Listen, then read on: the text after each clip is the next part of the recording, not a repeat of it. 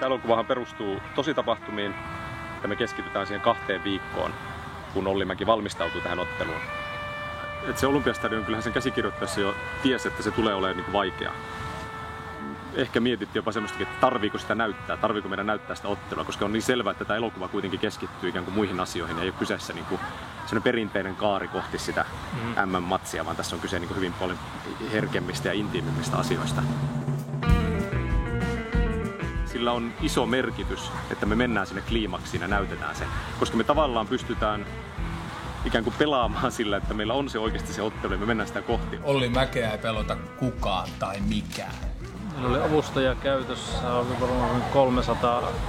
Me päätettiin aika aikaisessa vaiheessa, että me ei haluta tehdä sitä digitaalista monistusta siihen, vaan että pyritään tekemään se, niin kuin, luomaan se illuusio siitä valtavasta yleisömassasta analogisin keinoin ja sitten sijoitetaan meidän kuvia semmoisiin paikkoihin sillä ihmismäärällä, mikä meillä oli käytössä, saadaan sillä ne paikat täyteen ja ahtaaksi.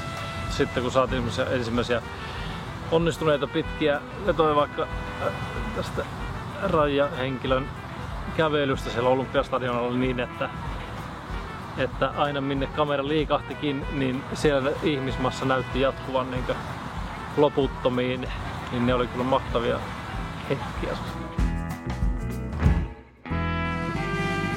Se, että me nähtiin tämä dokumentti ja siinä sitten nähtiin, että miltä se oikeasti näytti, että se on pimeässä, että siinä ei oikeastaan näykään niin paljon ja se jotenkin se tila ja se ihmismassat luodaan kyllä äänellä tosi tehokkaasti ja mielestäni hirveän tyylikkäästi.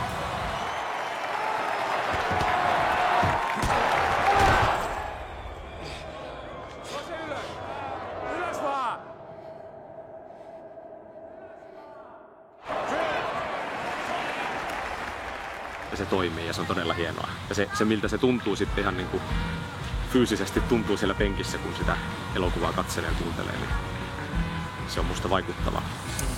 Kiitos! Tämä kohtaus tässä!